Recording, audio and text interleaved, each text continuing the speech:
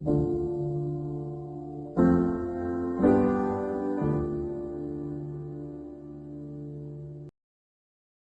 was at the mosque the other day and there's this little kid who ran past me and he's like telling his friend, Bro, Ninjago is not Ninjago anymore. And he's a little fifth grader and he's talking to like a fourth grader.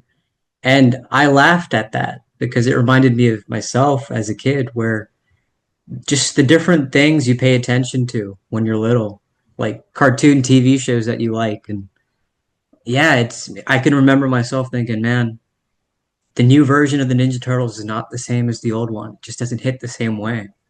And so it's interesting how people go through different evolutions at different stages in their lives. But speaking of that, I wanted to tie it into middle school. I remember meeting you for the first time on the first day of sixth grade. What do you remember of middle school? Did you like it or not? Wow, I mean, what do I even remember? I feel like so much of my childhood, I feel like has become a blur. And I don't know if that's because it's become maybe a trauma response or I don't know, but we're still figuring that part out. But I will say, middle school, I mean, overall, I look back on it and obviously I went through the things I needed to go through, but I would say in that moment, middle school me did not like middle school.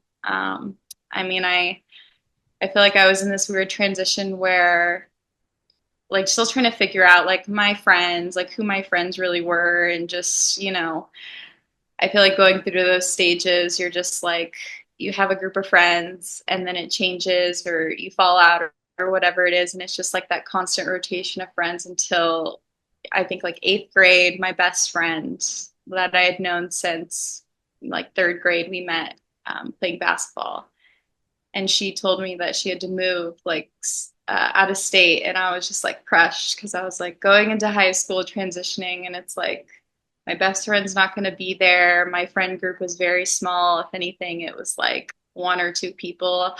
I was very isolated in like middle school and high school. I didn't really, I guess, talk to a lot of people or I kept to my comfort zone and like what I knew, who I knew, but I wouldn't really like expand beyond that. And so I was very shy, introverted, and I had that outlook on life of like, I don't like people, life sucks, things like that, and it's just like little things here and there. But overall, middle school probably was not my favorite.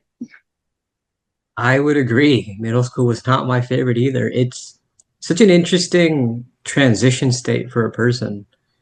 Sixth grade was not my thing. Seventh grade, not my thing. Eighth grade, I liked. I thought eighth grade was fun. I thought that was a cool time. But yeah, and just, it's like you said, some of those memories just become a blur where they were once so regular, where you show up to class and you sit with all these groups of people. Now it's just a blur. Yeah, I would agree.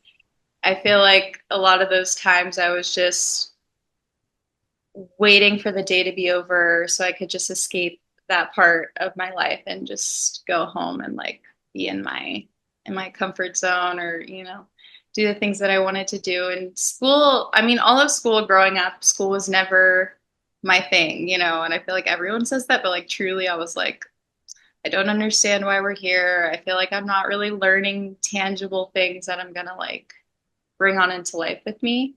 Like for the most part, the curriculum of things you learned in school, unless you have majored in that profession of doing that for a career, like we don't use any of that stuff. And so it's like if we would have actually learned like real life skills, like things that would help us be better humans in society versus just learning things to memorize and then regurgitate for, a short period of time.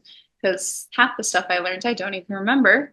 And obviously, it wasn't as important today because I don't use it. And, so like little things where I'm just like, school overall was never my thing. And then I remember like end of high school coming up and everyone's like, had their 4-year universities picked out, right? They already had been accepted in all their schools. And I was just so dreading the whole college thing, because I didn't want to go. I just never really saw myself as someone who's going to continue to go on to school, but I feel like I felt that pressure from, family, my parents, society, and I think especially my mom, she didn't go to college, so I think she had this outlook of like, you want to be successful, you have to go to college, and you're going to go to college. And so I went to a community college and had the experience for a few years there, and I hated it because I was like, I don't want to be here. And it felt just like, high school all over again. And,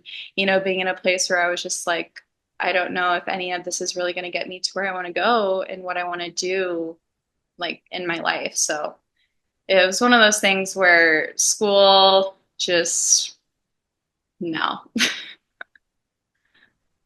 It's interesting you say that about your mom, for example, telling you to go and influencing you and seeing all these other people, friends, acquaintances going to college.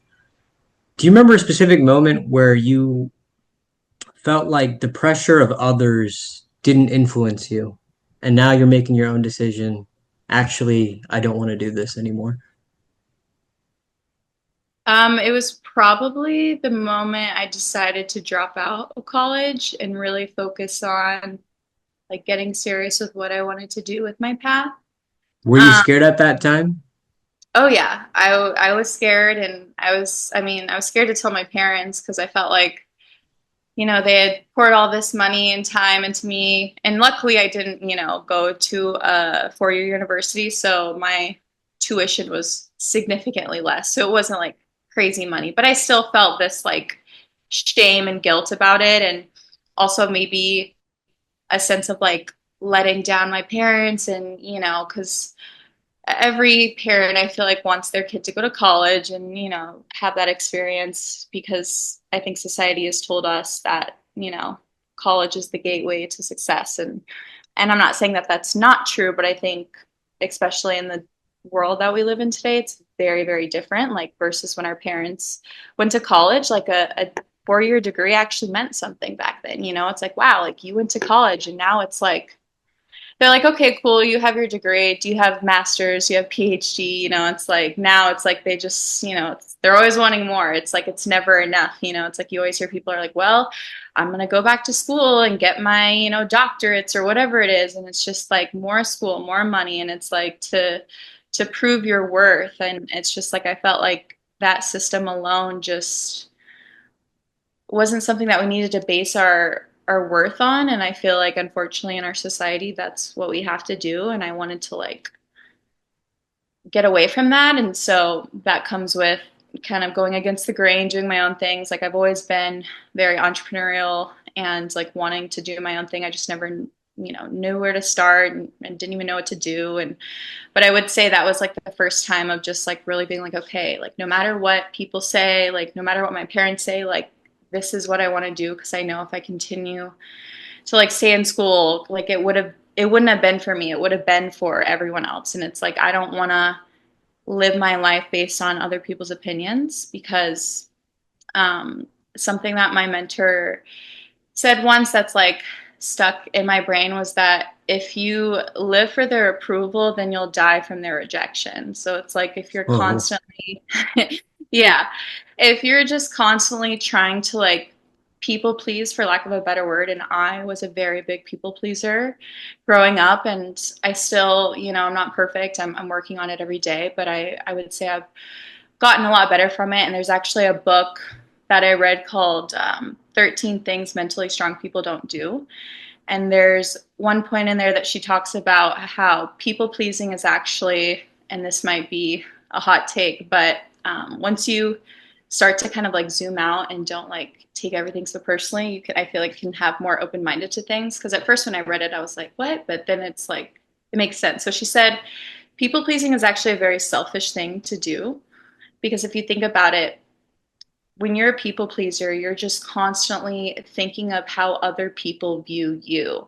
So it really, at the end of the day, has nothing to do with you wanting to do for everybody, but it's you wanting to do so that in return, people will see you as this amazing person, right? But we know that that's in the long run not realistic.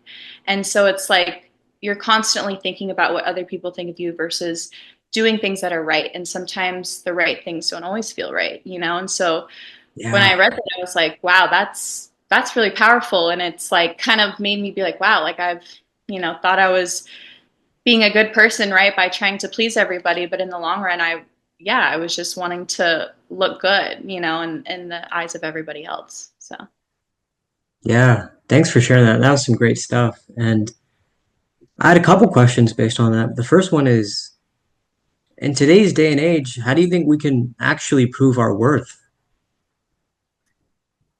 I think it has nothing to do with what we all think it would come down to, which is like trying to portray this image, whether it be like on social media or like with your friends and family. But I think it really just stems from being your authentic self and embodying and living in that.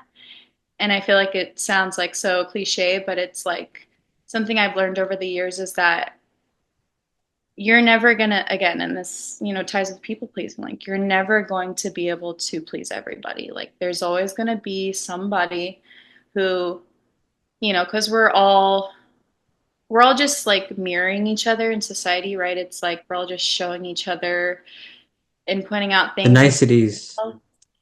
yeah, and so it's like whenever people are uncomfortable with you being your authentic self, it's because they are uncomfortable with being their authentic selves. And I think a lot of us, again, it's because we're trying to wear this mask and be people pleasers. So it's like we want to like fit in, but it's like we were never meant to fit in, whatever that means. I mean, by society standards or social media, whatever that means to you. I feel like it could be different for everybody, but I think overall, like just you know a vague understanding of it would just be, yeah, whatever society thinks is normal and what everybody else is doing. But I think when you do what everybody else is doing, everyone's unhappy. I mean, look at the world right now. Not saying that everybody isn't happy, but there is a lot of, I feel like there's a lot of grief going on, a lot of sadness, and people who are miserable, feeling stuck, hopeless, and you know, it's hard to kind of like be able to step away from that and like zoom out. It's like we're all too close to our own trees to really like see the forest, and I think it's Is that some yours? no, that's not mine. That was I good. yeah, no, I heard that from somebody else, and I was like, I love that.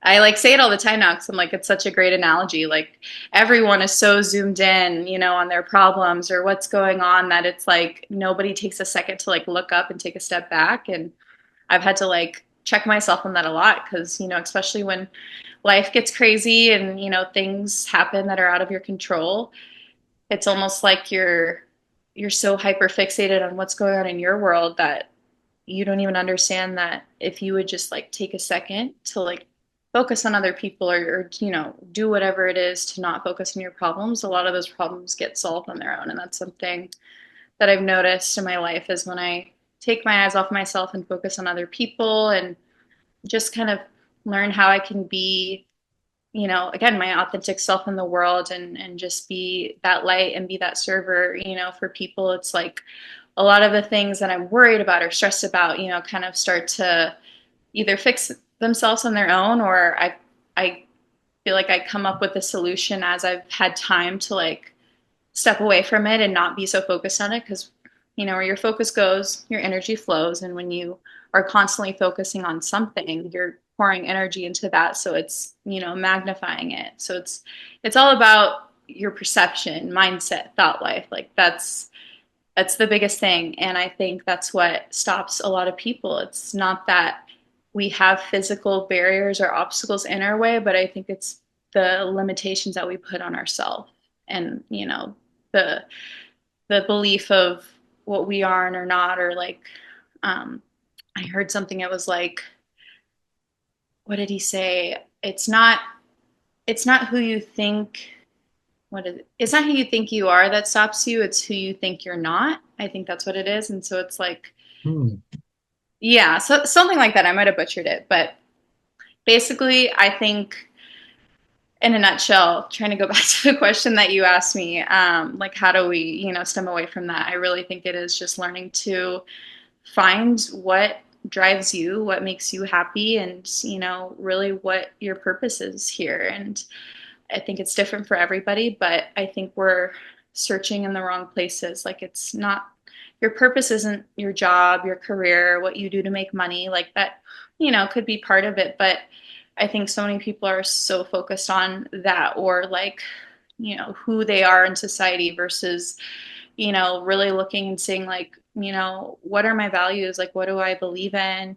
And, really looking at those things. And I feel like learning to embody the identity of who you want to be will really help as well. And that's going to stem from, whether it be meditating or just reflecting, sitting with your thoughts. I think so many people are so busy trying to avoid their thoughts and their reflections and things like that. And I know because I did it for so long, just always trying to stay busy, so that I didn't have a moment to just like be alone. And it's uncomfortable sometimes because there's crazy thoughts in our minds, and it's like you can't control your thoughts, but you can definitely learn how to, you know, manage them and choose which thoughts to believe, which to not, because we are not our thoughts. So What you just said right there, it makes me curious. Do you consider yourself a workaholic? That busyness. I would say sometimes I do, Uh, but in like overlooking it, it's like I have a goal. Like I'm not just working to work, but like I have a mission that I'm working towards. And right now, really just me working is just me trying to pay the bills, stay afloat. But it's like that's not my end goal because at the end of the day, it's like in the society we live in, it's almost like everyone, or as at least I felt, I had this like I don't know, I guess you could say awakening when I was like early college of like this can't be all there is to life. Like, there's no way that we were all born and put on this earth to just work a 9 to 5. Like, there's no way. And I'm like, I just, for the longest time, I just couldn't accept that path. And, thinking back to like, the work week or work life 9 to 5 thing, like, is still a fairly new concept. Like, it's been around for what, like 150 years or so, maybe. And it's like thinking about, how long civilizations have been here, um, and it just got me thinking like, I know my purpose on this earth is not, it's not working. It's not a career. And there's nothing wrong with that. Like, I'm not bashing careers. If you think that that is your purpose here, that's amazing. And I love that people feel that, but I just didn't feel that way. And I knew that there was no amount of money that I could make from working a career that would incentivize me to give up fighting for freedom and to live in my authentic self. So, mm. This is great stuff. You said earlier, sometimes the right decision doesn't feel right, and I agree. That definitely happens. I love Pirates of the Caribbean, and what I love about Jack Sparrow's compass is that it doesn't always point north. And so anytime somebody confiscates it, they bash him for it. Like, your compass is broken. You're such an idiot. But the thing about the compass is it's symbolic of his heart. Now, the heart isn't always pointing north, the thing that everybody else believes it's supposed to point to. It points to what Jack wants most, but only he's aware of that. Other people just look at it and they think it's broken. And so it's like them telling him, your heart is worthless. But if you watch the movies, he doesn't care at all. He knows that wherever it's pointing is pointing in the right direction for him. And that's good enough. And I always thought that was so beautiful.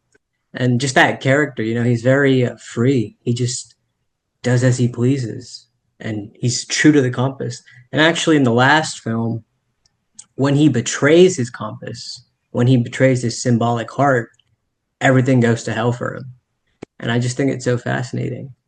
With that being said, how good are you at following your heart? it's a good question. How good am I? I would say, you know, it depends really because there's moments when, like, deep down, you always know what the, I mean, right choices, like what you feel is instinctively right. But sometimes there's seasons of life where you continue to make the quote unquote wrong choice that you know deep in your heart isn't the right choice. And I have encountered that a lot. And I would say it'd be with, relationships and, just choices I was making, habits, bad or good, and, things like that. What about you? I think I've been getting better at it, particularly in the past year. I think I've been getting better at it. I think it's a practice because there's been so many times in my life where, as you said, you know it deep down that, hey, this is the right choice. You feel it with all your soul. But for some reason, and I think it ties in with the people pleasing, you just don't Mm, make that decision. yeah, And you're also right that it makes you unhappy and it makes everybody else around you unhappy too, because it's not the true decision. The yeah, truth will set you free, right? But you don't follow it. right. And yeah, I think I've gotten better at it. And I think something that helps me get better at it is paying attention to the speed of my choices. Because sometimes, like this is a great example. I don't know if you'll believe me, but I've had your name on my list of podcast guests for a little over a year. But I only reached out to you, what, maybe a month ago, a couple months ago? Yeah, That was just sitting on a piece of paper in the back of my mind for so long. Well, why didn't I just get to it as soon as I could? All these things, they start to stack up in your head and they slow you down and they make it even more blurry for you to see the truth of the choice that you need to make. So that's something that helps me is slowly getting used to making fast decisions. I mean, it's very important to take your time, but get better at it.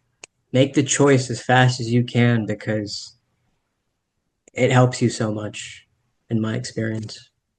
yeah. No, I love that, and I think it like reminds me of, it's like everybody in life is such a procrastinator, and we're like, oh, I'll do it tomorrow, I'll do it tomorrow, right? And it's like you put it off, you put it off, you put it off, and like you said, you had my name on there for a year, so it's like it took you a year to finally be like, okay, I'm gonna do it, right? And I've experienced that too, right? It's like you, again, you have all these voices and thoughts in your head feeding you all these like doubts and things, and like, oh, what if this happens, and all these scenarios play out in your head. And like, trust me, I get it, because it's like I've been there a lot. And it's funny because whenever you finally make the decision, you're like, wow, that was all it took. You're like, it took this long for me to put all this energy into thinking about it, when it took 5 seconds, and then it was like, oh, that was nothing. And then you like kind of, Exactly.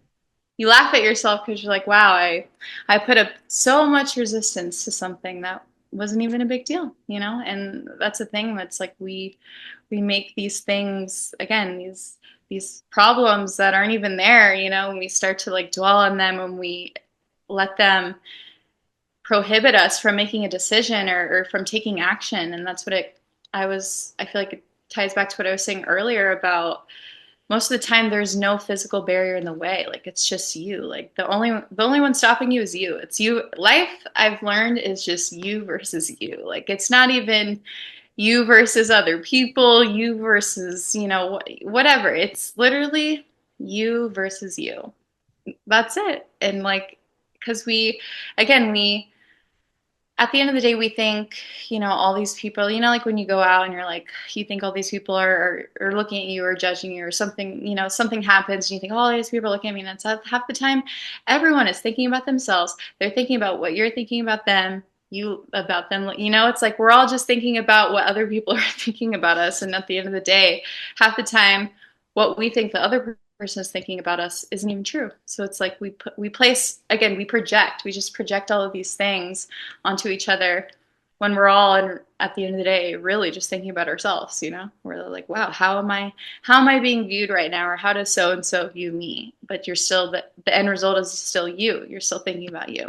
You know, and it's like learning once you've learned to master, I mean, I feel like it's not like you arrive one day, you know, it's like it's an everyday battle, but it's like once you really learn to like master that like resistance like against yourself and you know, all those like untrue thoughts and things that you have in your head, it's like life will start to be, I wouldn't say easier, but just like a lot more simple, and you'll be able to, like you said, make decisions faster, and you know, things won't take as long because you're just like, oh, like it's not even a big deal. And like once you practice doing that daily, right, it's going to be a practice. And I think a lot of people get tripped up because they think that life is a destination and that like you're gonna just arrive one day, that's it, I don't have to work on myself anymore, awesome. But it's like that's the problem, is life is a journey and it's never ending, and there will never be a point in life where you will arrive. And if you think that way, then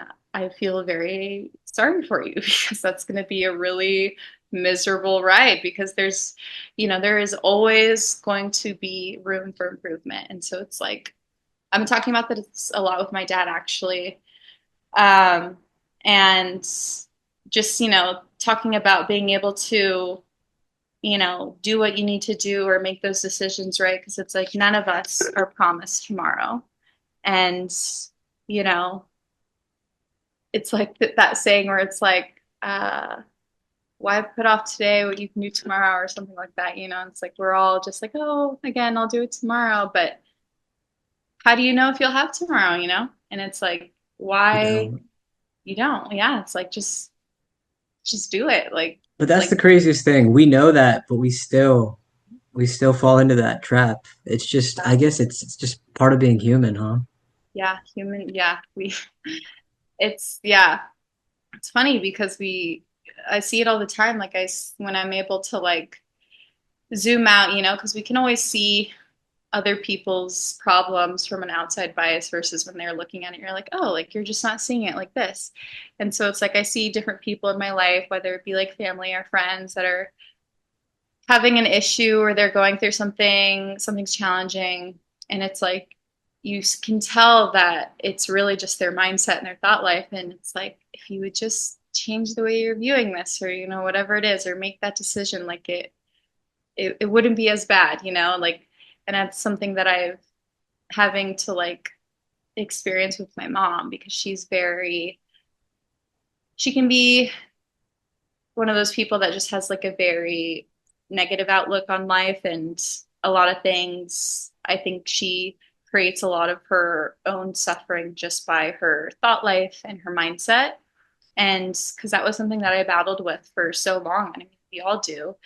But when I really started to learn how to take my power back through my thought life, it really changed things. And it is as simple as the words you speak, the things you think, and then that also stems from your input. So it's like, what are you consuming on a daily basis? And that ties to not just what you eat, but you know, what are you looking at on social media? What do you watch? You know, what are you reading? What are you listening to? It's like all of these things are always programming you one way or another, or influencing your subconscious, whether you know it or not, or want it to or not, you know? So it's like if you're constantly feeding yourself negativity and, you know, all the negative stuff going on in the world, and you're just always focusing on the negative, and you're constantly feeding it, it's exactly what's going to come out of your mouth and what is going to come back to you, because you know, what you sow, you will reap. So it's like when I learned to change, okay, like I got to stop, you know, watching the news all the time and all the negative stuff going on. And I can't, you know, like a lot of the music that I used to listen to, I don't listen to as much anymore. I don't listen to it all, just because of how, you know, once I really started listening to the lyrics and what they were saying, I was like, this is so bad. And like, you know, I've taken a break from social media. Like I deleted Instagram for a while, and I still have it deleted. And it's been really great detox to just like have a break and like step back from that. Cause I I feel like I would say ever since the first time I ever downloaded Instagram, which was like, when was that? Like sixth, seventh grade. I've never like taken a break, whatever that, I've never like physically Wow. gotten off of it, So it's like I've just always been keeping up with what's going on, and I felt like that was sucking a lot of energy out of my life and just wasting a lot of time. It's like you, you're like, oh, I'm just gonna get on for a bit, and then it's been like 2 hours, and you've been scrolling, and all of that is just going into your subconscious, and then you're like wondering why you're always so mad and you're so negative all the time, and Yeah. Yeah, yeah, no, it's that's a really good point, actually, what you brought up. Because one thing I think about with social media is the way that it makes me feel after I'm on is literally like this. I don't know if you can see that, but it's like that thought that you feel like your well, it mind is gives you just a so brain that you're frustrated. like, what did I just like consume? Yeah. Like, what did I?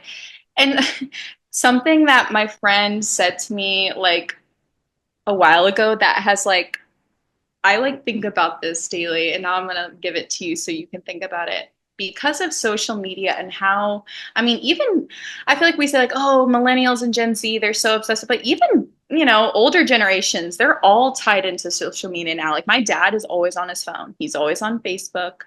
And I know older people, or, all the older people are on TikTok too. There's a lot of older people on Yeah. TikTok. So it's like, it's not even just the younger crowd, it's everyone. Everyone's on social media. And he said, think about how chronically online we all are. And he was like, when was the last time that you ever had an original thought? Not something that you got from something you saw, or, something that you came up with because of something you saw on social media, but when was the last time you actually sat with yourself and had an original thought that came from source? And I was What's like, the answer for that for you? wow, that's I was like, I had to think because I mean, even like, I feel like recently it's gotten better since I haven't been on Instagram, but I will say I'm still on TikTok, which is not as much. um, but I feel like I mean, it's hard because like everything in like that I have, it's like either from, books I read, or, podcasts that I listen to, or other people that I talk to, other conversations I have, things like that. So it's like, and I have something that you had brought up too and mentioned like being a workaholic, being busy. I feel like I've been so, again, like caught up in my own stuff that's been going on that I have like not really taken the time to like sit with myself and like meditate. And I had like gotten into meditating like last year for a bit, and then I fell off, and then like this year I have not been good at it all. Like, and not even like, because I think meditating literally could just be you literally just sitting, closing your eyes, and just sitting in silence. Like it doesn't have to be this whole like, thing. I thought, because I always thought like there had to be like a certain. It's like no, just you sitting in silence with your thoughts, trying to learn to quiet your mind, and just doing that. And again, like just getting downloads from wherever, whatever you believe. And so I'm like, I need to make more time to do that, even if it's just 10 minutes. Like we all need that time to just sit. So I would say I feel like it's been a while. Like I need to get back on that. What would you Have you say? had an original well, first, have you had an original thought anytime since you've quit social media or Instagram? Um, yeah, Hmm. I definitely have.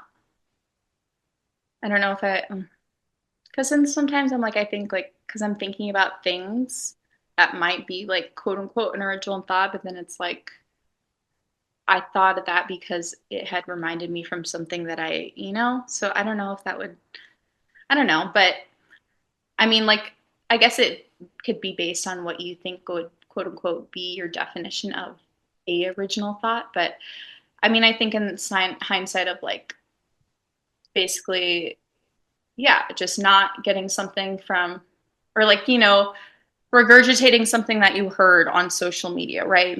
Like actually something that you're like, oh, I was been thinking about this. So I think, I don't know, there might be a gray area where it's like you could think of something from something you maybe saw, but like I think a lot of the times now, everything that people just say is just like brain rot and things that they're just quoting things that they like heard on social media, like, and that comes a lot from like my brother. He's 19, and I feel like that crowd, a lot of the stuff they say is just regurgitated. So, and I'm like, you need to. I'm like losing brain cells sometimes. I'm like the stuff my brother says. I'm like, what are you even saying? Like their Yeah. lingo and their like phrases, like it's all from like online. So I'm like things like that. That's what I mean. It's very. It can be a lot, and that's when you know. I feel like you know someone is chronically online when it's just like everything they say is just like repeated stuff from online. So I think it's really that. Yeah. I would say for myself, I do have original thoughts every day, thankfully. And I think it's because I'm a writer and just I write every single day. And every single day, there's just periods where I'm sitting with myself and I'm just thinking things. Of course, there's a lot out there that I like to listen to, I get inspired by, I'm interested in. But for example, I have a quotes board on my podcast page where anytime I hear something great from someone, I always give them the credit. I'm like, that's their stuff. I have a great respect for original ideas coming from someone else. But That's my own stuff, I'm also very possessive about that. I'm like, yeah, this is my original stuff. I yeah. wrote that. This is what I really think. But it's a great point you're bringing up. The zeitgeist has changed. The generations, it's different. It's very different. Something I wanted to talk to you about, going back to music, was a couple weeks ago, I went to go get an oil change, and I'm sitting in the office with the guy who's, in charge, Jesse, and he's listening to some old music, and I ask him, "Do you have a favorite artist?" And he thinks about it for a second. Then he goes, "The Beatles." And I ask, "Do you have a favorite song by the Beatles?" Then he thinks again. He's like, "That's a good question." He goes, "Let It Be." And I say, "Hey, I've never heard that song, but as soon as I get out of here, I'm going to listen to it." So that's what I do. I get out and I'm driving, I listen to it. Then I go to Barnes and Noble and I sit down and I'm reading Rick Rubin's book. And I kid you not, as I turn the page, it says "Let It Be." That's one of the I don't remember if it was a chapter or if it was something, but Is it? it Hold was on. there. Is it the Creative Act? Yes, it I is. have it. I have that book, which is funny enough. I have not read it yet, but my uncle gifted me this book, and my friend read it, and he was like, "You got to read it. It's really good." But It is an amazing book. Rick that's Rubin. I used to think like, maybe Rick Rubin is just marketing stuff to people. Maybe it's just, a sales scheme. I read it and I don't believe that at all. I think this man knows very much what he's talking about. now I got And, to and read it. You're yeah, it's beautiful. I mean, it's precise. He doesn't exaggerate his points. He doesn't go beyond the limits of what needs to be said. He's very focused about what you need to hear, and I feel like it really helped me a lot as an artist. But going back to that thing, it's like how crazy is that I interacted with the oil change guy and then he told me his favorite song was Let It Be. I never heard the song, and then I go and I open that book and I think it was one of the chapter names. It's called Let It Be. It's like the coincidences. They can't be coincidences. not. I don't But believe coincidences. bringing that up though, um, you're a fan of the Beatles. I I don't really listen to the Beatles all that much, but what draws you to the Beatles? Hmm. I feel like it's a good question. What draws something? Well, one of their albums that's probably one of my favorites. It's called Revolver and has a really cool, like the album cover art's really cool.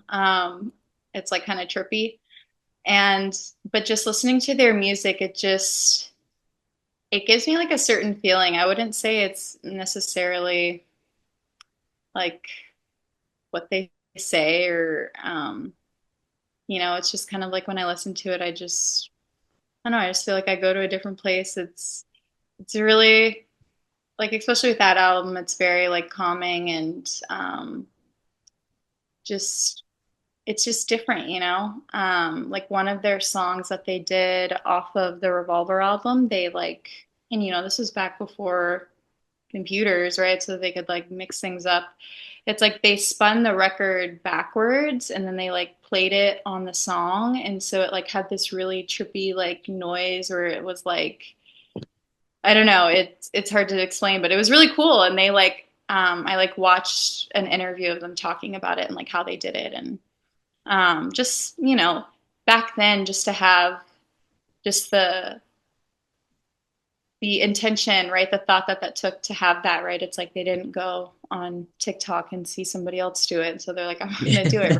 Like they had to, brainstorm and talk and like, think about those things, and it's really cool because, and that's, I think, why I also have like a really big appreciation for older music. And I mean, because growing up with my dad, like obviously he grew up in that time and he's a very big, like classic rock guy. Like he grew up going to the concerts and he's a very big music guy. So my dad has really opened up my horizons on music and introduced me to a lot of old music and just made me have more of an appreciation for it. And I feel like everyone's very different. I think people view music in very different ways. Like I feel like there's different levels to it. It's like you have, your select group of people who view music and they like enjoy it, they listen to it, but I feel like it's very like surface level for them.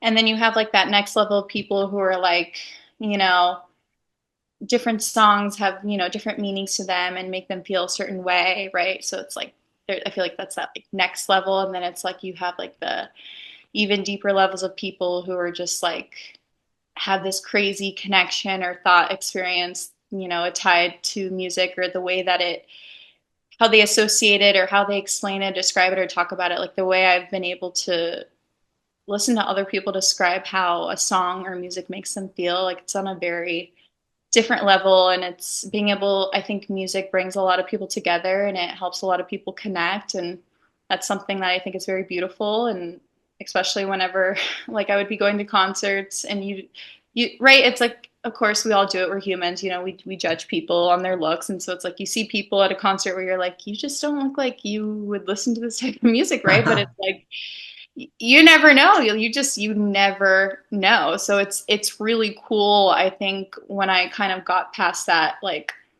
childish phase of like judging people, where I'm just like more accepting of like, it's not that I would be like, oh, like why are you here? But I would just be like, I'd kind of look and I'd be like, huh, like that's so cool. Like I just, like for example, I went to this one concert that was like more like heavy, like rock concert, more like mosh pit type vibes. And I saw like this grandma there. And I was like, this is cool. Like you wouldn't expect a grandma. I mean, she looked like a grandma. She was older, had gray hair. You wouldn't expect a grandma to be at like a mosh pit, type concert. And she was vibing. She was having a great time. And I'm just like, that's so cool. Like that, people from different backgrounds and different cultures can come together and listen to the same music and everyone can, vibe out and have a good time. So I think that's really cool. Do you see any of yourself in the Beatles? Um, I don't think so. I don't know if I would, I'd say that a lot of the, well, I've learned more about like the Beatles or the like who they were as people. Some of them like John Lennon, he wasn't like the best guy, even though he was all about like love and peace. I think that might have been an image. I've learned that he did some interesting things. I won't go into that, but yeah, I heard that a lot of them just like weren't, the best people all around. And I think, I don't know what has to deal with that, but I don't think I would want to like tie myself to any of them. But maybe I have learned that like, although I also haven't deep dived into all of their backgrounds, but there was one Beatle, George Harrison, that I heard overall was like a pretty good guy. And when he started like going off and like making music on his own, I feel like he was also into that like whole like hippie phase movement where he was just kind of like John Lennon, but I think embodied it more like as a person. Um, because because John Lennon had he had two sons, and like one of his sons, who's still alive today, talks about how he kind of like disowned him in the beginning and just like wasn't a good dad to him, and but then he like embraced, and that I think was like with another woman, because he ended up with Yoko, and so I think like he had a son with her, and I think he embraced that son more. So there's like things like that, but then again, I don't know the backstory. I don't know these people, so it's like I can't say, but just hearing from him share his experience, I'm just like, I don't think that's cool. So, but again, everybody has their own opinions and their own takes. But I would say, yeah, I don't know if I would like see myself in any of the Beatles. That is so interesting. That is not a response I expected. That's so cool. That is so cool to hear. And I just brought up that question because I was curious. When I'm attracted to something out there, it's usually because I see something of myself in that, whatever that is. Yeah, And so for you to give that response, that's cool because it just shows maybe you're just interested in something because you're just interested in that thing, but it's not a deeper investment. yeah, Yeah. But another thing I wanted to ask you, I want to respect your time. for You sure. said you don't believe in coincidences. What does that mean?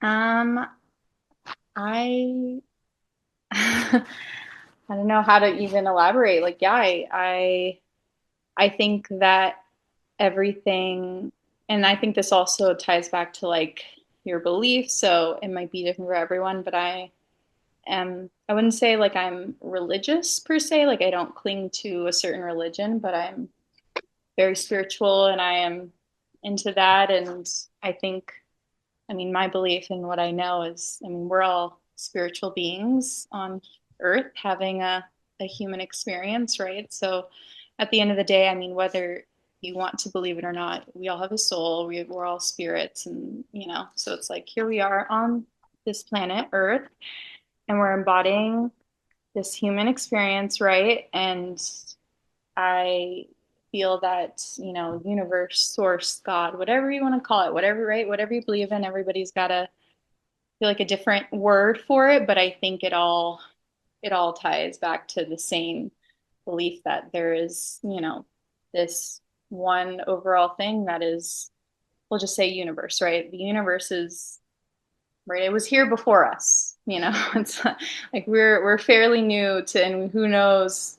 I mean, it's even like it's just hard to conceptualize and even concept with your human logic of like, thinking about the universe makes my head spin because it's like, wow, that's just a lot. But I think with just my beliefs, and I think everything is always happening, like life is happening for us, like it's happening for you, not to you. And so, like, here, when people go through challenges or things happen, right, that are not how you planned things to go, everybody's immediate response is, oh, why is this happening to me? Right. And, I've been guilty of it.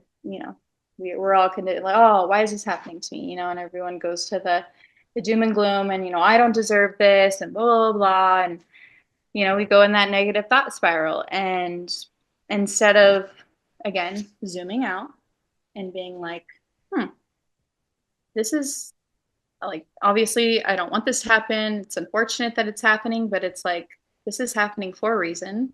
It's happening for me, and I have to figure out and learn what lesson it is I need to learn in order to move forward and continue on. Because I think that if you don't learn the lesson, you're going to repeat the challenge. So, like, life, universe, whatever is going to continue to keep throwing that same lesson at you until you learn.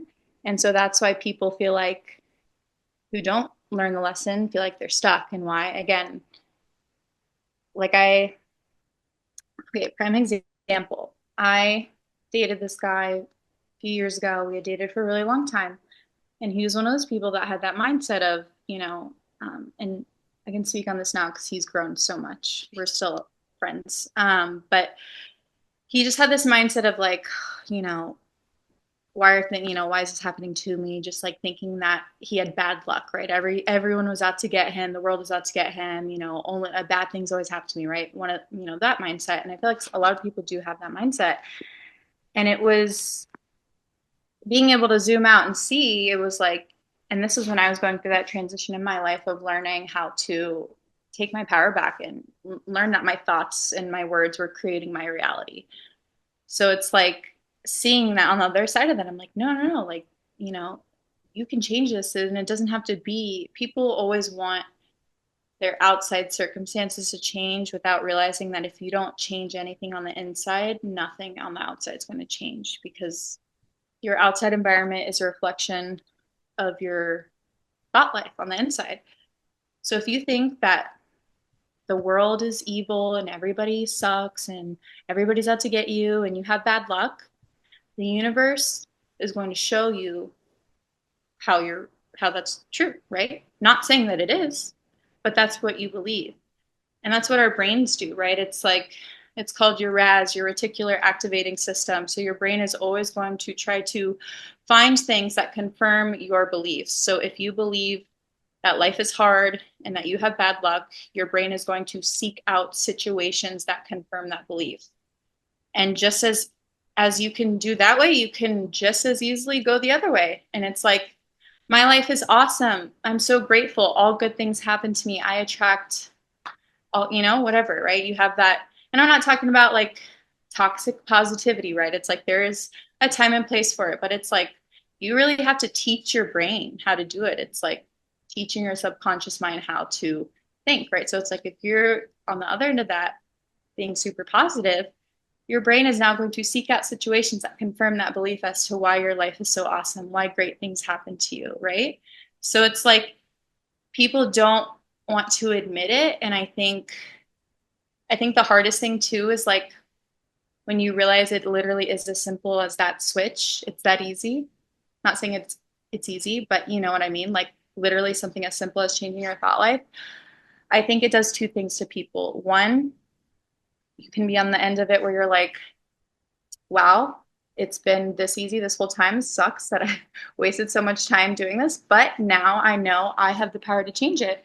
Or a lot of people, it makes them uncomfortable and it makes them mad. And they're like, well, I'm just going to choose to pretend like I don't know. And they're going to keep, entertaining the side of it where it's like, life sucks, bad things always happen to me. And I speak on this because I have experienced it on both sides. So it's a beautiful thing when you come to terms with that. And so that's why I think that there are no coincidences. Like I have encountered so many things in life where I'm just like, there's no way. And that again, it stems from your beliefs. So it's like if you don't have a faith or spiritual belief or whatever it is, even if you are religious, that's cool too. But I think if you don't think that, then you're probably going to think, oh well, there are coincidences. But I truly believe there are no coincidences out there, and you meeting that guy at getting your oil changed and him telling you that, oh, so you just happened to pick up a book that said that, like I hear that and I'm like, that's incredible. It's amazing because that happened for a reason, that happened for you. You were meant to talk to that guy. So when you read that book, you tied that interaction to that, which is such a beautiful thing. And it's like, Yeah. and it's all about how you view it, your perception, your thought life. It always stems back to your thought life, Out and it's life. powerful. No, it really is. Yeah. Thanks for sharing that. Well, Kara, this was fun. I'm sure there was many more things we could talk about, but I was wondering, do you have any closing thoughts? Anything you felt like you wanted to say, but you didn't get a chance to?